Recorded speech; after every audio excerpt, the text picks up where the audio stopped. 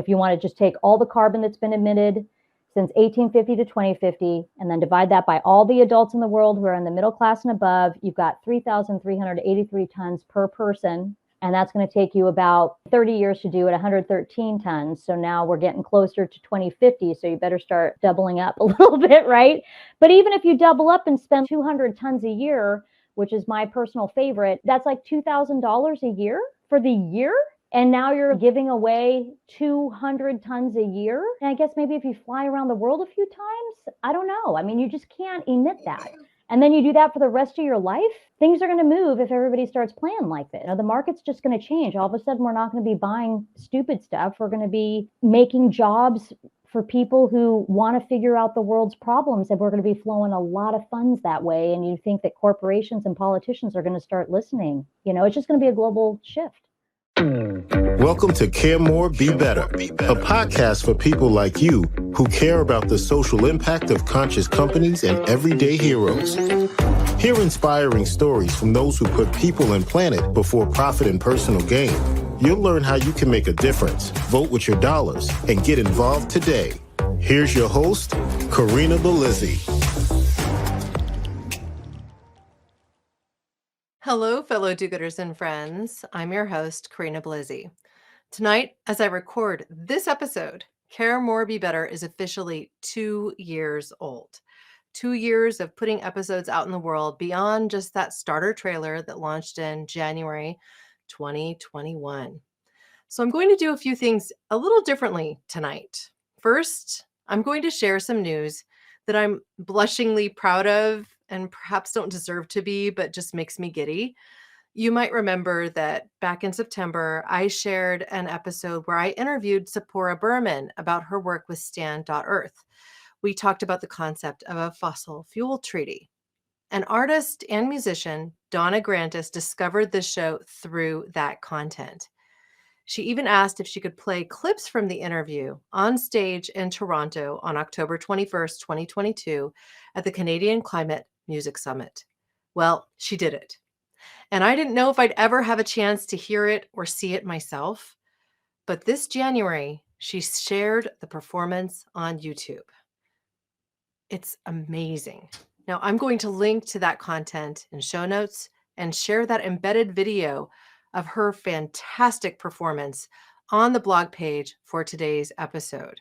I may even play a clip of that music video as part of this content tonight. If you love rock guitar, you'll want to follow Donna Grantis. She is a rising star and has even started an interesting commercial collaboration with Foo Fighters frontman Dave Grohl. Who knows? They might even start a band together, as they alluded to in a commercial that's coming out soon for Crown Royal. So in celebration of that moment, of having our content shared on stage, and of passing my 2-year point as a podcaster, I'm going to pop the cork on a bottle of champagne with my friend and prior guest, Beth Craig. Beth has been living a negative carbon footprint. For the last 6 years, she's made it her life's quest to answer one simple question. What if the whole world did this? She's discovered that negative is a new positive, and she's here to celebrate with me and talk about cleaning up the carbon footprint of cruise line vacations. Beth Craig, welcome to the show. Hey, thank you so much. It's great to be here. Pop that thing. I know, I have it right here, so I'm going to bring it into frame here. You look so like 1920s. Oh, you told me to wear some bling, so we've I got love it. Yeah, jewelry on. Cocktail party, celebrate. Woo!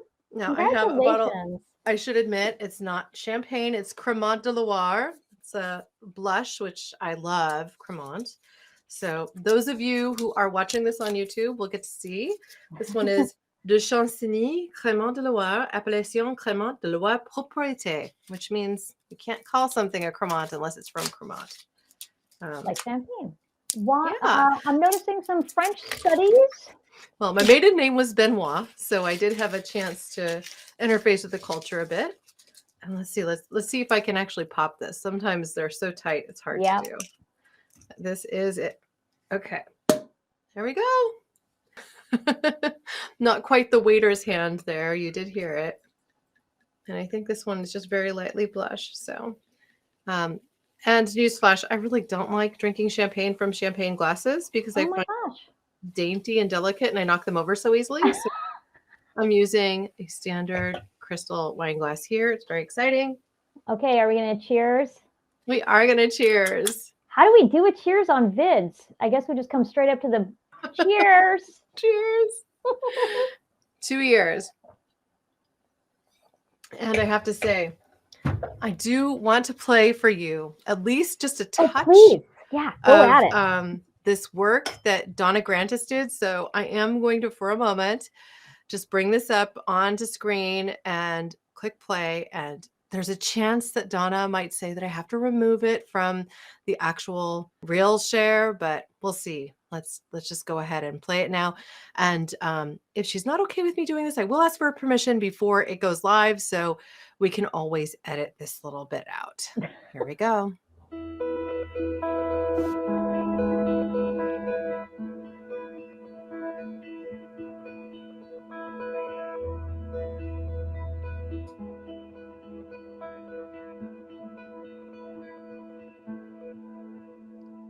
Now we know that if you have more carbon trapped in the atmosphere, that increases the impacts of climate change on the Earth. 86% of the pollution that's trapped in our atmosphere, that's literally creating this sweltering blanket that's changing the Earth, causing floods and storms and the fires and the extreme heat waves. 86% of it comes from three things: oil, gas, and coal. Okay, so fossil fuels, I use them every day. We all use them every day. Can we not? Do we have enough? How much is enough? How much should we be using and producing? Who decides when we have enough? And do we have the replacements for all these fossil fuels?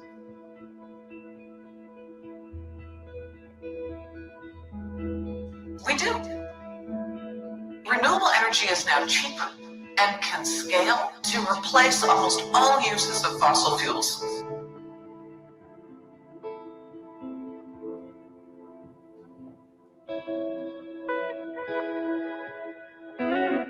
Why are we spending the majority of the world's financial and intellectual and political capital to dig up more of the stuff that we know is hurting us?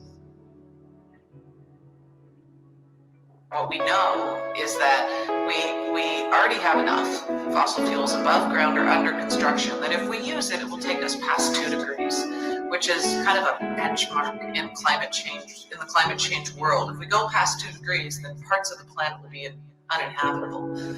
Millions of people will lose their homes. Thousands of people will die.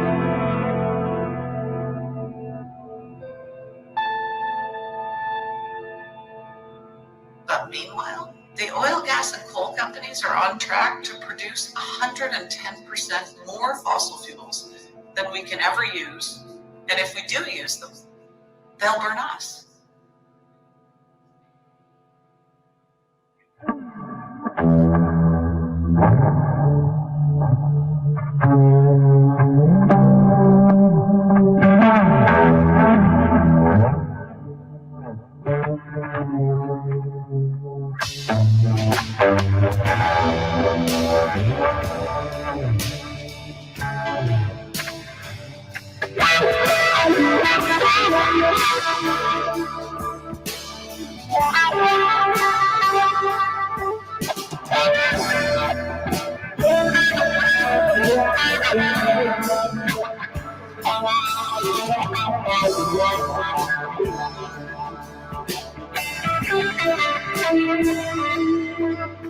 Fossil fuel companies tried to push the responsibility onto the consumer through public relations campaigns like the carbon footprint, and they also wanted to cast doubt about whether climate change was happening, and they were successful in doing that for about 20 years.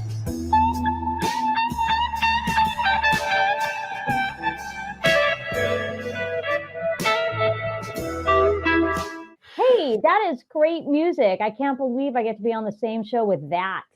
Wow. So I have to tell you, when she first reached out, I never really had something like this happen. She said, would you mind if I used a few clips from here?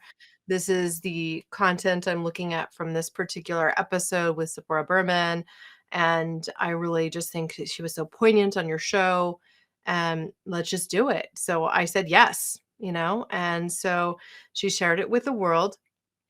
And ultimately, it just feels really inspirational to me. Not only do I love her guitar playing, because my God, she's obviously quite talented. Yeah.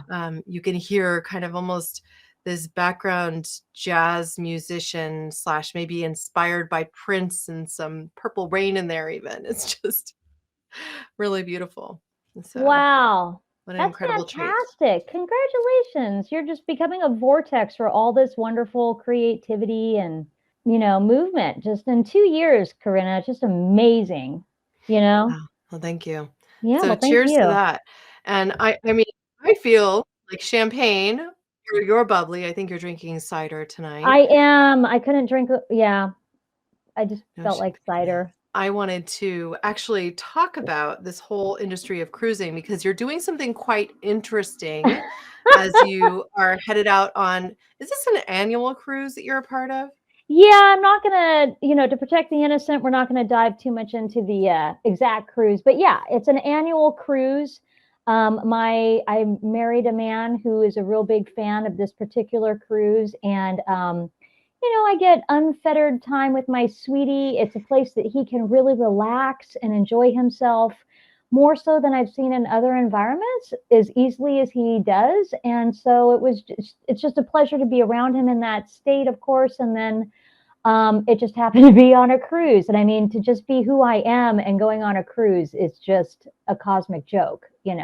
Well, so let's talk about that because, I have not been on a cruise since before I got married, which I got married back in 2006. But one of the things I read about over the years was just how wasteful cruise lines are. I mean, not only from the perspective of fuel expenditure, but even just the fact that people, when they go on cruises, they dramatically overconsume. They eat more than typical. It's like food, there's a constant buffet happening, and people definitely take advantage of that. And then, in addition to that, of course, there is some dumping at sea. I don't know exactly what the extent of that is. I do know in the past that there were some cruise lines that were given some pretty hefty fees for illegal dumping at sea.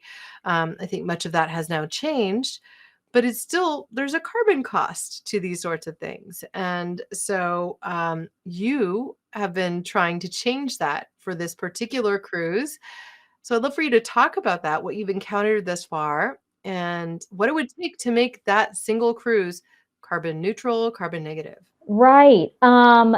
Well, it's funny because we're following that song, right? And it's like Yeah. with the thoughts on carbon offsets, and buying our way out of this. And I run into this resistance a lot. And honestly, I ran into it when I started because there was like a private Facebook group where we all chatted back and forth. And some people, at the end of the last cruise, I had the idea on the last cruise to try and make this cruise carbon negative and to just start the needle moving with people giving back with what they consume. I mean, that's really it. We're talking about indigenous mindsets here, right? Like you got to pay things forward and stop borrowing from the future. And, despite the dirty word that offset is to a lot of environmentalists, I mean, if you look at the really good programs that are gold certified and vetted, they often help the poor. I'm really into, carbon footprints, plastic footprints, poverty footprints, like get them just how can we like live a life and then actually give more back to the planet so the planet is healthier by the time we die than it would have been had we never been born. Like, let's just try that on for size. So I brought up this idea to make the cruise carbon negative at the end of the last cruise. And it was met with a lot of enthusiasm, right? Everybody was post vacation cash and off feeling awesome.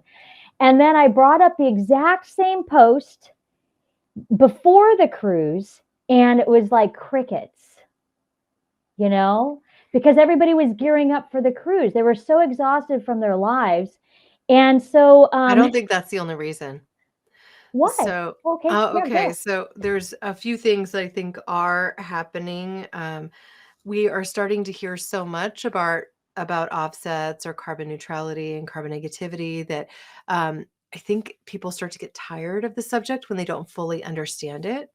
And then secondarily, we are in the midst of one of the largest inflationary periods that I can ever recall, probably since the 80s. And so, really what's happening is that people are squeezed. So if you start asking for more at the same time that, every subscription they have has almost doubled in price, Got it. Yeah. that suddenly it starts to hit the pocketbook in a new way, and there's some fatigue for, okay, what more do I have to do? I think it's an irrational fatigue in this position because, I mean, how much Mhm. are we spending here to get on a cruise? And then, like, the amount to offset your cruise is the cost of one cocktail. I'm sorry. Well, is it one cocktail on a cruise? It might be, right? $15, I've spent $15 off of cruises if they're well-made cocktails, right? Top shelf is Mhm. fun. But yeah, so it's like it's Wow. $15 to do this, and people are spending a lot of money. Now, to that point, it's a very special cruise, and people save up a lot of their extra dollars to make this happen, and they don't go for the drinks all the time and stuff.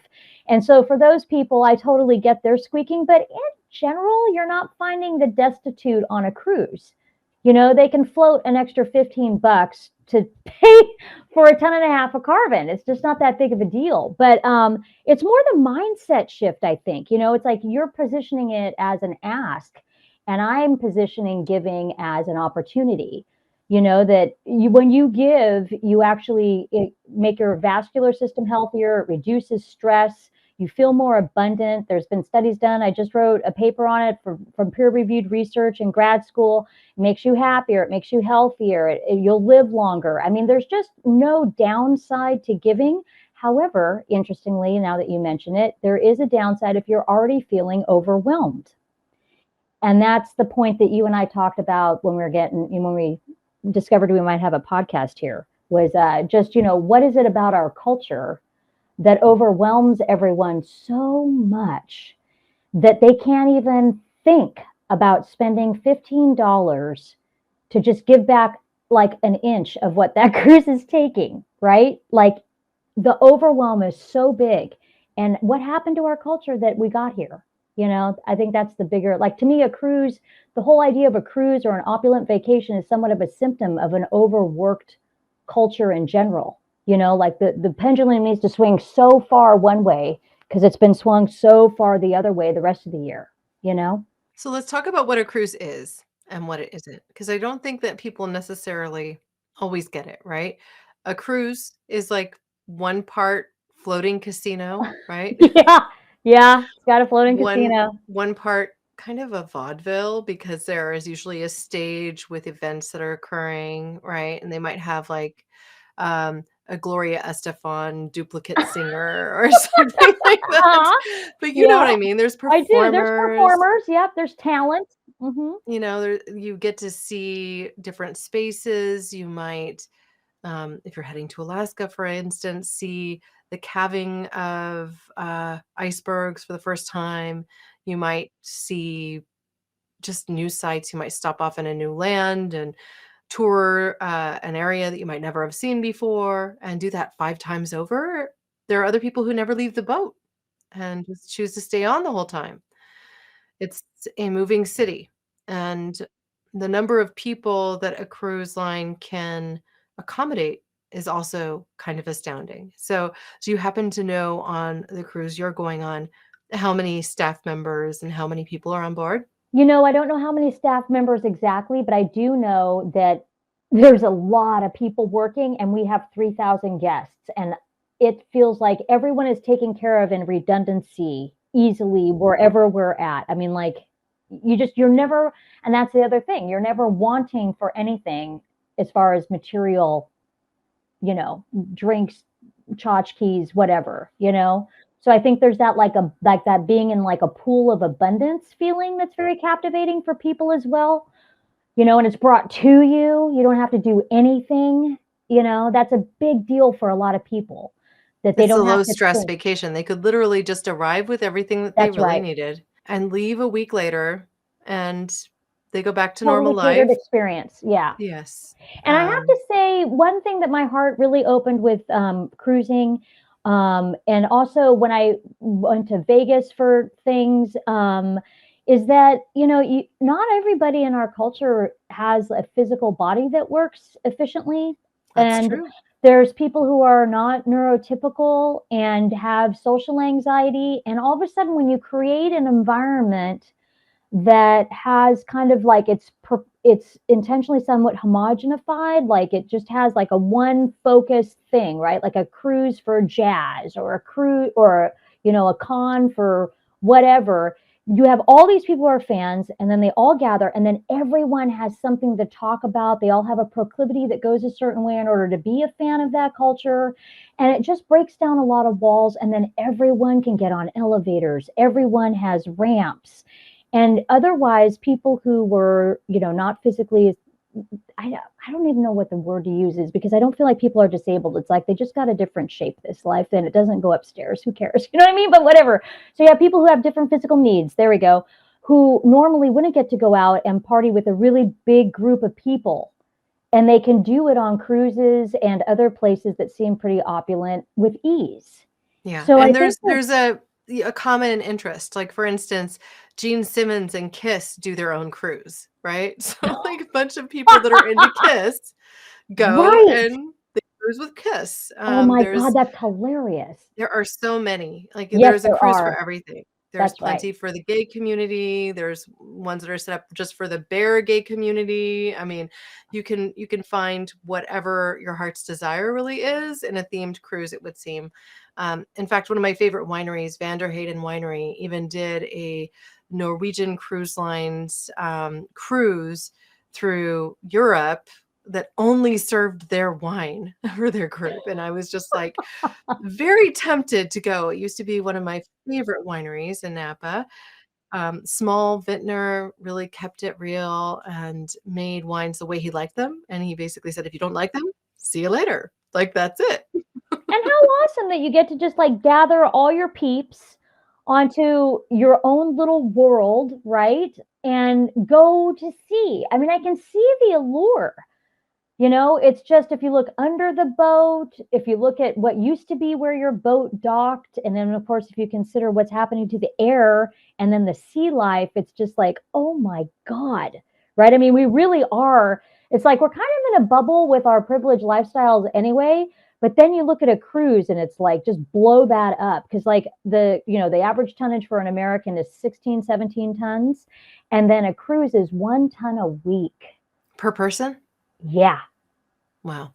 Yeah. Okay. So I just wanted to be clear on that. And then, I mean, this is a statistic that you shared on the other podcast episode when I brought you on the first time around. But even a homeless person, they generate how much on average, or I should say unsheltered? Right. So MIT did a study, and they found that even if you were homeless or unsheltered, sorry, I think they said homeless back in the day with the study. But anyway, you read I it know, and I'm just still have getting the over that words. one. That's So, okay. It's all learning sensitivity, right? Like, we're going to do face plants. So anyway, they found that somebody would have still an 8.5 ton carbon footprint, like, just because of United States infrastructure. And to just give the audience a perspective, if they aren't here already, that's 4 tons is the global average. So a homeless unsheltered person is twice that, and then an American is twice that. And then a cruise, if you stayed on it all year long, is like 3.5 times that. I mean, it just, if you did a curve, right, the dots would just go really far with the cruise. It's unbelievable. And that's why it's just so hard. I'm thinking about one thing too, because having been on a cruise, I mean, you even get assigned a cabin steward who cleans your Oh, cabin and yeah. folds the towels in these really artful displays, like a puppy dog or a swan or whatever. And they themselves typically are coming from countries where the living wage is quite low. So I know that you've done a bit of research into this to see, are cruise lines offering a fair wage to their employees, and what does it do for their quality of life? There's a lot of exposés on this stuff, right? And all I know is that I went on a cruise line, and whenever I go out anywhere, I'm always talking to all staff. I love everybody, right? Like, if I see the owner, I want to talk to that person. The chefs, I always thank them on the way out if it was a great dinner. I talk to maitre d's, I talk to bus staff. I want to know what's the culture of places that I visit, because I'm really into What is the supply chain? How does this work? Are people happy? Do I need to tip extra and just slip it to somebody because they're getting screwed over by the boss? You know what I mean? So, so when I was on the cruise, I asked around. I asked everyone who I could have a moment with, especially our waiters. And then I would just say, how is this? I mean, is this like a pain in the ass? Are you happy? Like, tell me honestly, because I'm just kind of a curious person. And once I asked, they were like, oh, okay. I'm like, so what's it like? And they're like, well, it's a bummer to be away from our families for these stints. But then the cool thing is we're with our families when we're not on the boat. Well, they're practically And like merchant marines that way, right? They do a yeah, few months on and then a few months off, and right? they like the lifestyle. A lot of them have like, they'll do this and take a break, but like they have like a real business going on when they're not on the boat, and they pick how to do it seasonally, at least the waiters, right? And then we haven't really talked with our room stewards as much, but we're super, we don't like them to be waiting on us too much. And, we just treat them with a ton of respect. And it's just, but there is this weird thing that I feel like we're fighting, my husband and I are fighting against. Cause, he used to clean houses for a living. I've been a waiter, a busboy, a hostess. Like, we've had jobs that are very similar to what the people are doing for us now. And so we kind of like don't want to like be too served in a way. Like, we're not those people that You want to tread lightly. yeah, and also tip heavily, but from what I've seen, people are treated really well, at least on this cruise line, and I actually, went up to, because, they've got the crazy, like amusement parky thing on the top, so I went. Okay, so which cruise line is it? Is it Carnival? Is it like which? I don't even know the names.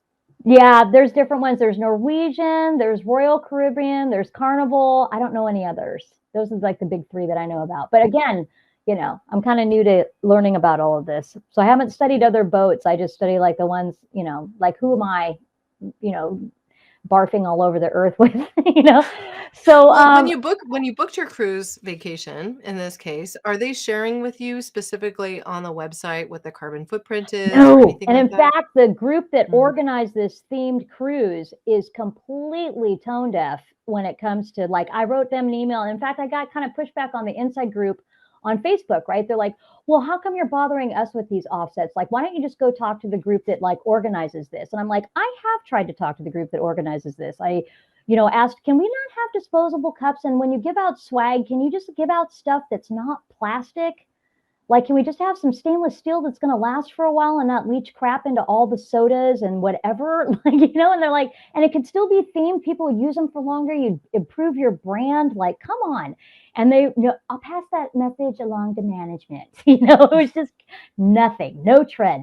So you got to take it to the people when it gets like that, right? Yeah, absolutely. So that's in that case, you do have to kind of push for the bottom and really work to get more people on your side so that hopefully you can lobby together and get it done. But it sounds like it's a way in the making. So when you save $15 per person to offset, Mm-hmm. are you working now to collect that resource or Yeah, fund it in some well, way? it's been weird, right? Because there was so much enthusiasm at the end of the last cruise in March, and now I've got this pushback leading up to the cruise. But I have to say, I'm learning how to like write stuff that's more convincing. And I didn't realize this, but my dear friend told me, we have a negative bias when we read emails and texts and posts because we're so negative with ourselves. We often read things critically, like that it's critical of us. And so I realized I could have done a lot more emojis and just made things a lot more chipper in my writing. But I thought I already had this swell off of what happened on the first cruise, and I was just going to ride that wave. But I realized, no, that had tapped out. We were in drought season, and I had to like build the water back up to surf it again. And I don't think I did it quite as yet. But I mean, I'm still going to work that cruise, but yeah, I don't. So you make the choice to live a more carbon positive, I think we should say, life. Um, I think it would be helpful for people for you to just share what you do to offset your day to day, because I mean, there is that carbon cost of just existing at this point. Yeah, pretty much. And that's what was the rude awakening for me when I, started to get into this, when I started to research stuff. So yeah, you can't get away from it. And like, let's say you were carbon negative. I mean, your iPhone still has plastic, you still have rare earth minerals that are dug up by slaves. I mean, it's just the worst. You've got shrimp industry. People have no idea how many slaves they have in their pipeline. Like, I'm pretty green. I buy like everything used, and blah, blah, blah, check all the boxes. And I have 28 slaves, according to a slave calculator in my pipeline. So talked about the slave calculator because it sounds dismal, but I think people need to know. Well, they do a beautiful job on their graphics. It's a little bit clunky. I've had like some students had a hard time with different, you got to play around with which works for you, your phone, the laptop, the desktop, the tablet, So it's got a little kludginess there, but we can link that in the notes. It's I can't remember the exact name. It's on my website. But once I realized like I have 28 slaves, like other people may have a hard time, but I know that I give to help poverty, and it doesn't, and often, the word offset just got such a bad name. And it's true, the oil companies did push down the responsibility, but let's face it, I mean, they couldn't sell a drop if we didn't have the demand for it. So we have to look in the mirror a little bit and take some ownership here. I mean, I know systemically we've got some crap, but like, what if everybody did start reversing their carbon footprint, like, 30 tons a year, donating to not-for-profits? What would that do to the economy? That's why it's own it economics. You don't just buy something, you own it. And then how is that going to affect the global economy? So now I forgot what your question was. I just went on a rant. No, it's okay. I mean, I'm just, I blame as the we bubbly. have a glass of champagne or a little bit of cider over there, I mean, it's a different sort of Yeah. evening. And this is my first time recording after dark on my own show. I mean, it's 9 p.m. as we get this thing started. So we're looking at what, 9:30, 9:50, something like that. So we're talking about carbon neutrality, carbon negativity, carbon positivity, the whole thing. There's so many language challenges I think that people have because as Paul Hawken shared on this podcast when I brought him on, there's no such thing as carbon negative. We are carbon-based creatures. What we want to do is bring carbon home, like bring it down from the sky to earth, right? And so in his mind, it's not about being carbon negative or carbon neutral. It's about sequestering carbon and bringing it back to earth. Okay, well, I don't think they're mutually exclusive. You got to ask yourself, how much are you going to bring back to earth? Right, how much and how? So the offsets get criticized because they're kind of off in the ether and sometimes they don't actually calculate out as the years go by. So you could do something like plant a tree every year on your birthday, and that might actually have more effect than some of the other things, or install solar on your home and you're trading rare earth minerals for carbon, right? So there's still a cost, and is that kicking the can down the road, or is it actually creating an impact that's important? I mean, we really ultimately need to move to green energy everywhere, and that's the big push, but it's ultimately going to take a while. So I think people just get frustrated. They don't know what language is really appropriate or even what these words really mean. How do we, um, you know, authentically offset our imprint? How do we know really what our imprint really is, considering the thing that, I mean, you just shared about how many slaves have been essentially taken advantage of to create your iPhone and your desktop computer and the car that you drive and the rare earth minerals that are in your solar panels and the Shrimp, cobalt that drives your, cotton, yes, the food chocolate. you eat, the everything. Yep, it's So everywhere. It's everywhere. Yeah. kind of overwhelming, kind of It hard not to is. overwhelm people. Yes, it is. And honestly, I studied this for 5 months arduously.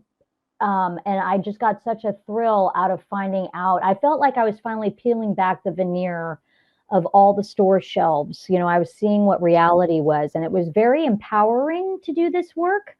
It was upsetting, but it was, I wasn't hiding from it anymore. And I think we all have a little bit of a cognitive dissonance walking around, like when we fill up our gas tank, it doesn't quite sit right. And, you buy something, it's in plastic and that doesn't feel so great, but what else are you going to buy? And so, what do you do about it? And to your point about, can anyone ever live a negative life. And there's a lot of arguments that no, you cannot. And you certainly can't unkill what you're killing to work, to make the money, to then restore ecosystems, right? Like, is the office building you work in, and I mean, it's just everywhere, the roads. So I guess what you have to do, at least what I have done, and I encourage people to do, is just overspend.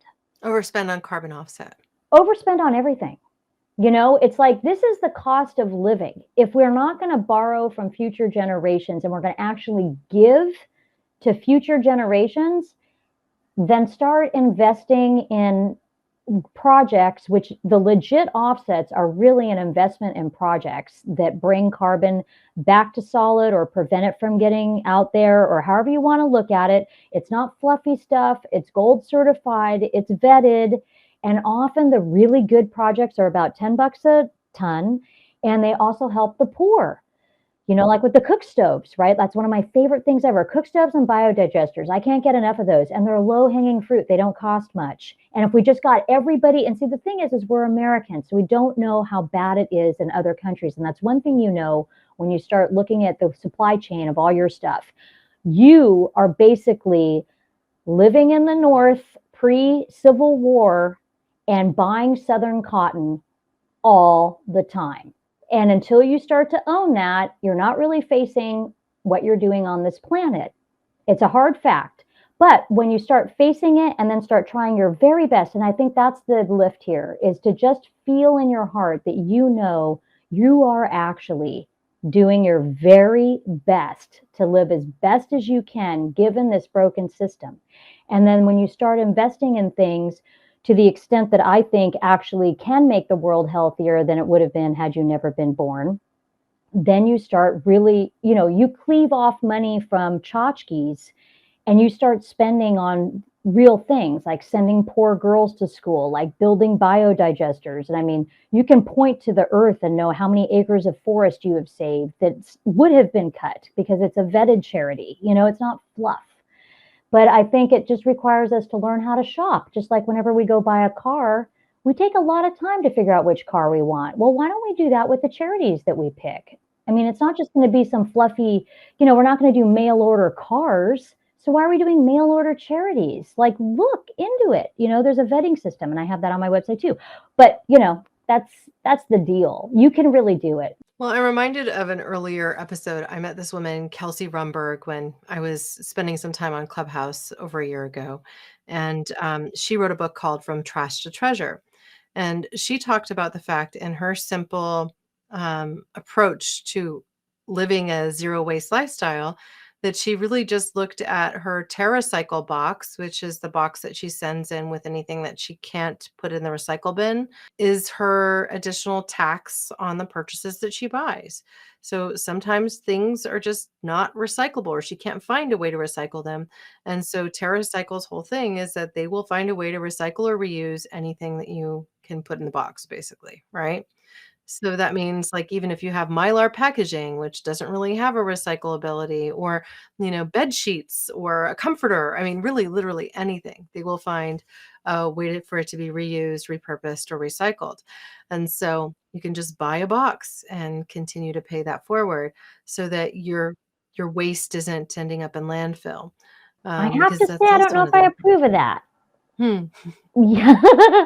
I get very skeptical. To me, that sounds a little gimmicky because, you can't recycle plastics forever. And also, recycled plastics are not the answer. You're screwing over the earth anytime you bring new plastics into the pipeline, and you can't use recycled plastics without new plastics. So, yeah, and I know TerraCycle, and you can also drop a bunch of bags off at places, and a lot of times that gets put into this construction material that they use for benches. It's like this compressed, you know what I'm talking about? But then rain falls on that, on all the toxins that went into the plastic to make those shapes, then that falls on the ground. So either way, the plastic is going to have to be, it's going to go into the earth. You're not going to get that to stay in the perpetual loop of mankind, and never touch the ground. So we're thinking here about like just reducing your waste overall. I mean, I'm committed to reducing plastic use. I even started only buying yogurt if I was buying it at the store in glass containers. Yeah, And great stuff. then there are a few brands that are now doing that. And we are reusing the glass cups as cups for our kids because it's just glass, right? And then we are also using them to make candles for people at holidays and to give as presents. So we just make the candles ourselves and we supply them to our friends and family. It's just a new and different way to actually put them into second use. So we've yet to recycle really any of them. So it goes to show we don't need a ton of yogurt, obviously. But, it is a treat that we have from time to time. So I think being mindful of your waste. I did also connect with Stephanie Safarian. I've interviewed her on this podcast as well. You've interviewed on her show. I've interviewed on her show. But she has a show called Sustainable Minimalists. And she just says all plastic stops at the door. Like kids come back from a kid birthday party, it does not come in the house. If she goes to a kid's birthday party and they have plastic tchotchkes that they're giving out to everybody, she has a little mindful moment and tells the mom that maybe they didn't need to do that after all.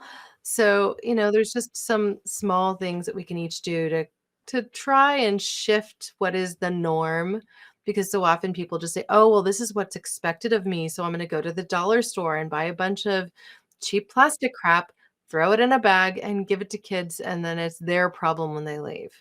Right. Right. No, you're So 100% right there. Yeah. these are all things that we can do differently.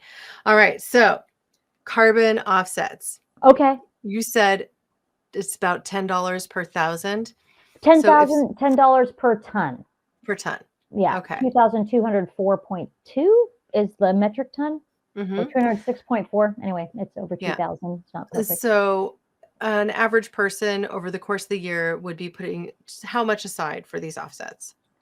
Well, 70, it's basically 50 cents a day, We're not And in talking fact, about a bank breaking money here. no, but if you're like, you should go do a carbon calculator, see what your nut is. I have one on my website. Sorry to keep plugging my website, but I have tools, right? So Yeah, can't not of have course. them. So let's just think for a moment together about how we've each integrated certain changes into our lives to diminish our carbon footprint at the same Yeah, time you that we got to might be do that. purchasing offsets.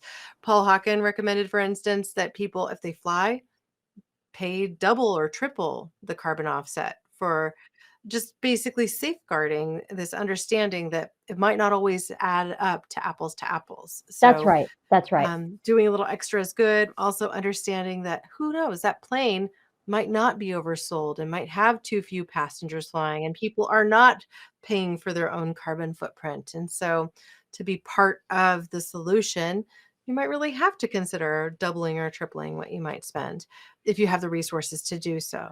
And That's the so, thing. Yeah, you don't want to squeak it. You want to feel abundant in doing it to mhm. get the health benefits and be happier and live a longer life and be wealthier. Yeah.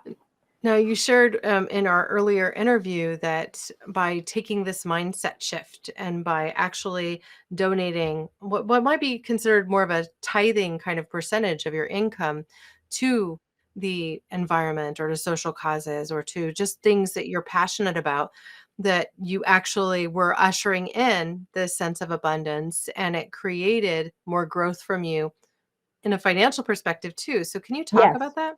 Sure. So there was a study done by the Kennedy School, a Kennedy School professor. It's online everywhere if you look it up. But basically, giving makes you wealthier. He looked at population. So basically, giving money and donating to charities, it's the same generous impulse.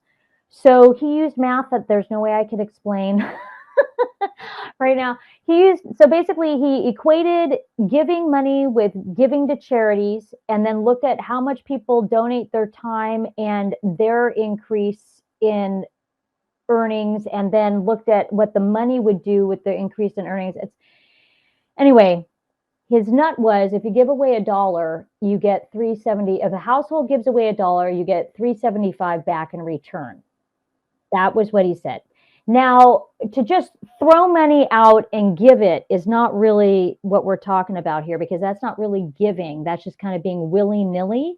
I think the connection that I'm looking for, and I think was just understood in his paper, is that you have to feel connected to what you're doing. And I think that's, for me, that's what took in the footprint calculators did. You know, it was like, oh my God, I unleashed this on the world by living this life.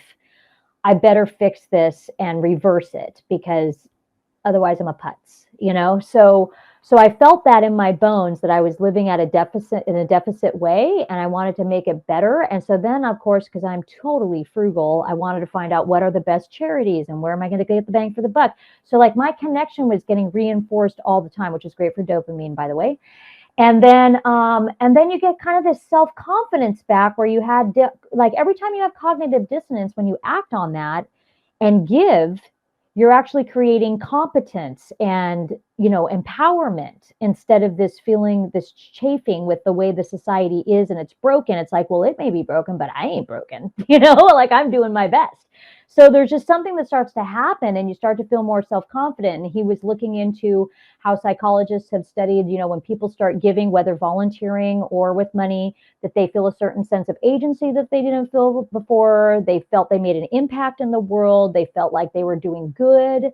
And then that breeds self-confidence, and then you emanate that at work. And then also, because we're herd creatures, and we, you know, we're all about community, and we come from the apes, right? So it's all about community. And when we see someone who's doing well for other people in our community, we trust them, we revere them, we want them to be the ones in charge. And when you take that to the marketplace, you're talking about, you're getting the promotion, people respect you at work, you're going to get paid a little bit more.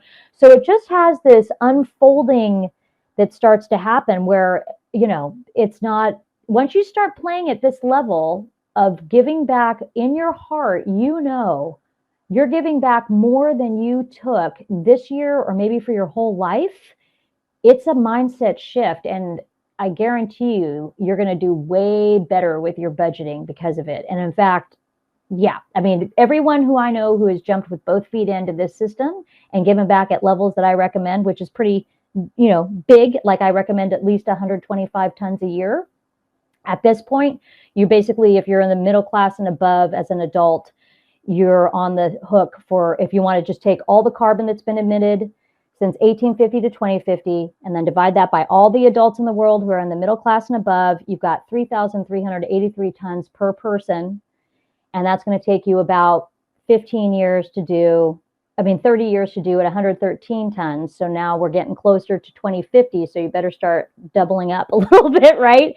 But even if you double up and spend like, 200 tons a year, which is my personal favorite, that's like $2,000 a year for the year. And now you're like giving away 200 tons a year. It's like, how can you can't even, I guess maybe if you fly around the world a few times, I don't know. You just can't emit that. And then you do that for the rest of your life. Things are going to move if everybody starts playing like this. The market's just going to change. All of a sudden, we're not going to be buying stupid stuff. We're going to be making jobs for people who want to figure out the world's problems, and we're going to be flowing a lot of funds that way. And you think that corporations and politicians are going to start listening. It's just going to be a global shift. Anyway, that's my vision. Well, I have to say, I think everything you've just shared makes a lot of sense, but you're essentially saying $1 a day for covering your carbon footprint, which is probably much more useful or doable for many people. That's negative for sure. Yeah. If you do 17 tons a month, right? And then that's about, 17 tons a year. So you're only a few tons a month, like 3 tons a month. So that's like $30 a month, and then, or maybe 35. So that is like, $1 a day, 50 cents a day, depending on where you go and what you find. Right. But so ultimately, at the end of the day, if you do that, if you set aside that money, that you're essentially, you're reducing your impact, definitely, and probably covering 100% of it and more. So that's doable for, I think, most people. Going up to a couple grand, that might not be doable for everybody. But no, not everybody. But I don't think we should say, I'm kind of getting tired, and I'm not saying this to you, but just the mindset, right? Like, Is it doable to keep doing it this way? No. And, every generation has had to buck up a little bit and just figure something out and shift a pattern. And I'm not asking people to go off to war.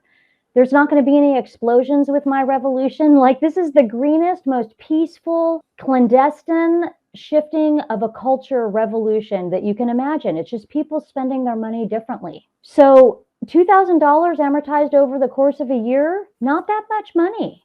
Right. Well, and I think if you do it in ways that you don't necessarily notice, people pay a Netflix subscription, an HBO subscription, a Disney subscription, an ESPN subscription. Those things are just going every month and they don't think about it. So if you find the charity that you feel right with, and you just went ahead and you said, okay, every month I'm taking $75, $100, $150, $200 out Whatever. of your Yeah. account automatically, then you don't necessarily notice it. In fact, that's the approach I take with my mortgage. For instance, we pay a few $100 extra every month, and I just upped it, and I get used to the lifestyle of, these are our liquid assets, and that's what we have to work with. And you make some minor adjustments, but it doesn't necessarily have to feel like you're breaking the bank. And I think, the whole point of this abundance mindset is really to help people understand you feel good about what you're doing in the day to day. You have more personal satisfaction, and you also build more self-confidence because you just feel better about the living that you're doing. It's that That's simple. right. Yeah, Right. but it's not really, I think a lot of the pushback I've gotten is that, like, well, you're just giving people a license to then live ostentatiously. And it's like, no, because it's like, as soon as you start, like, let's say you're trying to work out more or maybe lose a few pounds or whatever it is that's kind of common that people have to do lifestyle choice changes. As soon as you start focusing on something, it's going to shift. As soon as you So measure it. Yeah. yeah, So so this you're is the not going same to thing just that go people say about weight willy-nilly. loss. If you Yes. journal the food that you consume, you automatically eat less. It's just the reality. Or you drink more water. If you're logging your water, you're going to drink more water. If you log what you eat, you're going to eat a more balanced diet. So taking an approach of taking these things into account, I think is really helpful. Well, I have to say, we're coming up to the hour, and I could probably talk to you all night long, all night long, all night. So this has just been such a joy. Thank you for joining I'm me, super Beth, for honored. my 2-year anniversary and a little bit of Woo! conversation about cruise lines and cleaning up your cruise line industry. I wish you all the luck and all the fun on that particular adventure. I hope that you're able to convince people to pony up that cocktail expense, each and every single one of them, to help make it a carbon neutral cruise.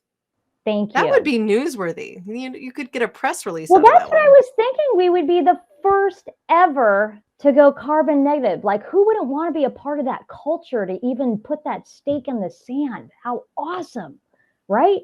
Especially considering the crew that you're going with. And I'm just going to leave it at that. I won't. Well, as you mentioned before, you have some calculators on your website. So I'm going to go ahead and make sure that I do this on the close again. You can find out more about Beth and everything she does to make the world a little bit nicer. Owneiteconomics.org. Yeah, I'm a not-for-profit, legit not-for-profit. That's awesome, Beth. So you got the Thank you. 501c3 status? I'm under a little umbrella from Awesome. yeah. So, and that's in my footer. So yeah. That's fantastic. Yeah, Well, that's good. congratulations on that too. Thank you. So I'll encourage everybody to go check out that website, owneiteconomics.org. I hope that how many slaves do you have calculator is kind of scary to me, but I will go check that out as well. Yeah, it's good food. We can talk through it. It's okay. If you know how to give back for it. I also have a page where it says, I've got my like the how to clean the air, how to clean the oceans, and how to help out with poverty. So like 3 silos I pay attention to as far as just big baskets. And so I've got some, over in the poverties. Basically, you send a poor girl to school, you're set. I mean, that's number 7 in Drawdown with Paul Hawkins' book, Drawdown. And the whole thing is, if you send a poor girl to school, she's going to make totally different choices throughout her life. And that has a huge effect on carbon footprints. Now, it's not as immediate as like a biodigester, but it is, it's helping out 2 silos, right? You're helping out poverty and you're also helping out carbon. So that's one of my favorites, is to send poor girls to school. Well, and if anyone here is interested in learning more about biodigesters, I just had Chris on from Hungry Giant Recycling, which is a biodigesting food company. That's really cool. They're actually, Oh, I've he's heard of them. able, Yeah. Yeah, he's also another Australian. So I had, of course, A-Tech Global on out of Australia doing their clean cook stoves, and then Chris O'Brien from Hungry Giant, and they're working with food industry. They even have some biodigesters at specific restaurants or food processing plants that have different, like several different ones set up, and they're making that biodigested material into dog food and cat food, like kibble. It's giving a second Interesting. life. Yeah, it's like another life before it would become another kind of compost, so to speak. So it's really interesting. And Yeah. that's it. I got to listen to that one. Yeah, I think you'll love that episode. I think so. Now, I know that this episode has been a little non-traditional. I want to thank you so much for joining me on this journey, Beth. This has been awesome. And to all of our audience members, if you enjoyed today's conversation, please subscribe and write us a review on Spotify, Apple Podcasts, or wherever you happen to listen. This helps more people find the show so we can make a bigger difference together. You could even share this episode on your social feed or via email. Now, for complete transcripts and bonus features, including Donna Grantis' music video, which I am including embedded on the blog page, go to caremorebebetter.com. That will be linked directly with show notes. You can sign up for our newsletter and receive weekly tips and our #BeBetter challenge, which is all about giving you guys resources to create that better world together. Also, anybody who subscribes to the newsletter receives our 5-step guide to unleash your inner activist as your welcome gift while you're visiting our site. And Beth, you've actually done this. So while you're visiting our site, you can actually leave me a voicemail. You can click on the microphone icon in the bottom right-hand corner and tell me what you think about this episode, suggest topics, make introductions. I really just want to hear from you guys. This is a two-way interchange. It has the potential to be so. So thank you. Thank you, all of you, now and always, for being a part of this pod. Cheers. And this community.